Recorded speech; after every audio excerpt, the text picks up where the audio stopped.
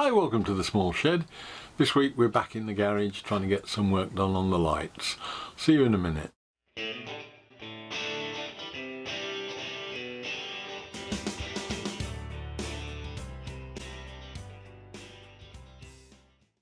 Now, having got the plastering organised, it's probably about a 5-week wait I've got until the plasterer comes, which has meant that I can't actually get anything done on my original program, and I've decided that the best thing to do is to forget that, throw it out the window, adapt to the new circumstances and do whatever I can, at least get some work done. So I'm starting on the light units that I've got to go up in the garage, fitting those. Let's go out and have a look. Right, so last week I was doing the boxing in the garage. This week I'm going to do some unboxing. Just had a delivery that I hope will be a start on getting the lighting sorted out in here. I haven't bought a whole load yet because I want to try them out. But essentially I'm going for the same things that I had when I built the shed. That's the light panel itself.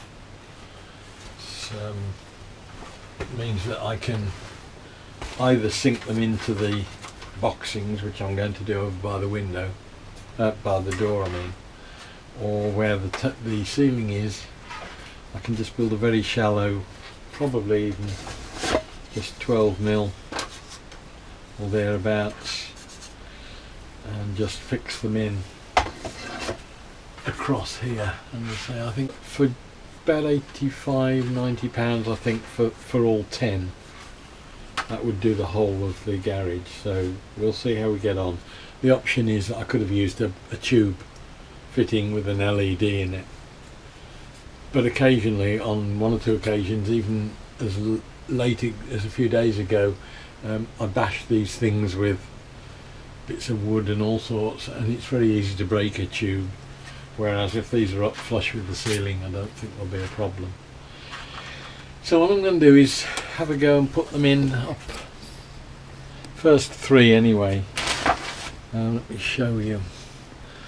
Over there, when I did the panels, the reason I split them in two with the ducting is that is the ducting for the pipe work. That is basically an infill.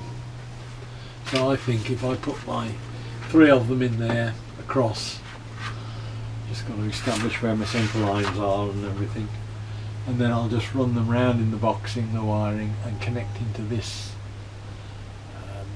lamp up here, which is the first fluorescent tube. It's on a separate switch to everything else. That means I'll get 6 on with one switch and 3 and 1 round the corner with the other, so there'll be a reasonably good split on 2 sockets, on 2 switches. So I'm just setting out the lighting now. The existing fluorescents are 1300 apart, so that will work fine. I'm going to keep those same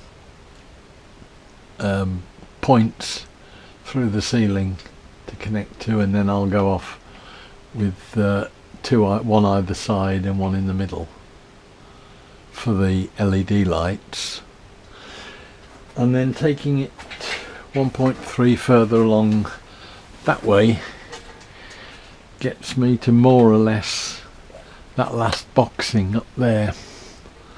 So I think I'll use that as the housing all the way along there, because that one's never likely to be removed for access. It's just a cover really on the garage door. It will mean it's straddling the joint, but I don't think that's a problem. I'll just screw it to one side, one of them.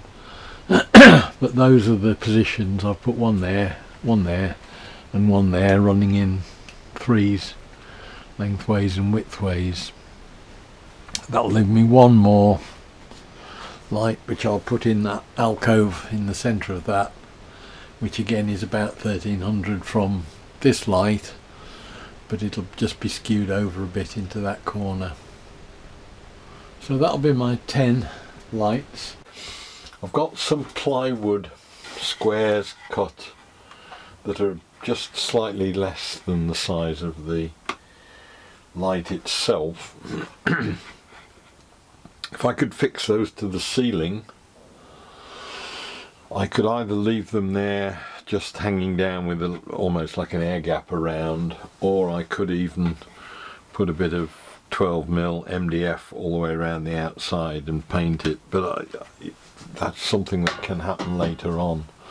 The only problem is being able to fix those. I can fix that to the ceiling, and I can cut a hole in it for the transformer with just a bare wire protruding, but it's attaching this to the patras that's been stumping me for a while because there's nothing to be able to do it. What I think I'm going to do is take out 4 of the screws that attach the back to the frame. There's 4, 8, 10, 12 of these screws, so it won't hurt to lose 4 of them temporarily. Take those out and then drill through from the inside through to the front, through the aluminium front, and then effectively reverse the fixing method by putting a longer self-tapping screw through from underneath, and that will then screw into the timber patras. Just have a tentative drill through that corner.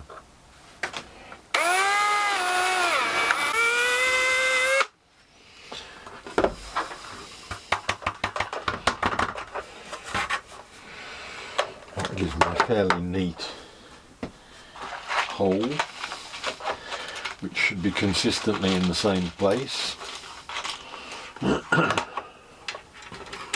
Yeah, and then that'll fix through in the corners of the timber. So it looks like that might well be the answer. I'll do the rest of them and try put it together.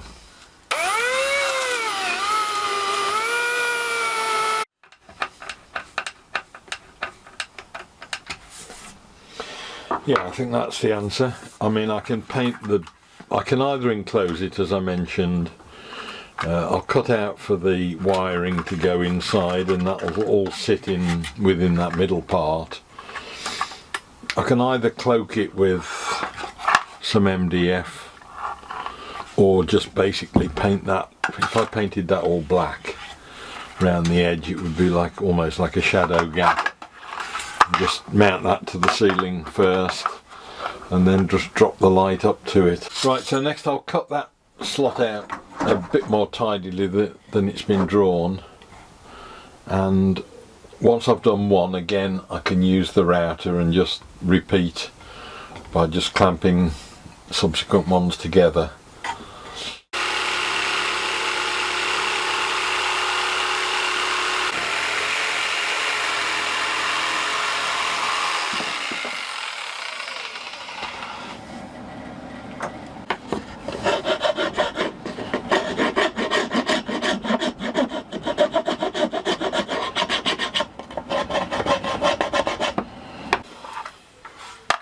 Right, that's given me a pocket for it all to sit in, and it'll take a little bit of flex from whatever's coming through the ceiling.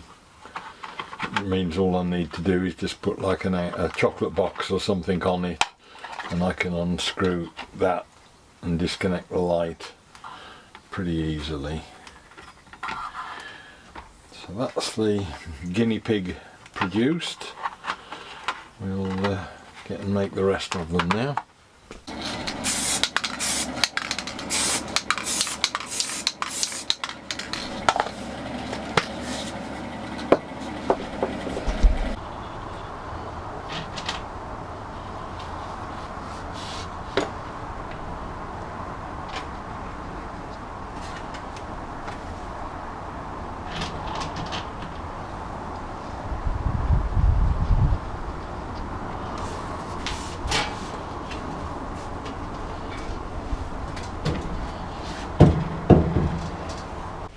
Right, that's got the boxing down the far end sorted and painted, and I've put the light on the switch now from the old fluorescent feed. I'll put all that wiring straight when once they've plastered. I can then put it in a trunking across to the middle set of lights that are going in across the middle, but that now works on the switch, and that seems to be doing the job well enough. I've put all the boxing panels in, they're all painted and ready to go. I'll take these off when the plasterer comes, or before the plasterer comes, and then refit them, scribed back to fit the ceiling once the plaster has been and gone. And again, I've taken all these off, just ready for them to work to. So that's pretty much it. That's A, proof of concept, and B, a third of it done already that I can get done while I can. I can't do any more now until the plaster has been, but at least we've got as much done as we can, which is all I can expect. Well, there we are. At least we've got a start made on it, and we've got the ground sort of set ready for when the rest of the lights arrive, that I can fit them as soon as the plastering's been done. It's not an ideal situation, but sometimes you just have to adapt to fit in with circumstances that surround you.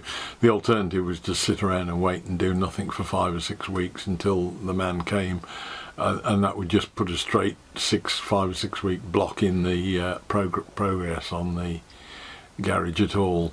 So hopefully we're getting a little bit further on. I'm going to start and move on to the walls in a week or two as well. Again, something out of sequence, but it's just the way we need to do it to get it done. Hope you enjoyed the video. Look forward to seeing you next week, and we'll see you then. Bye.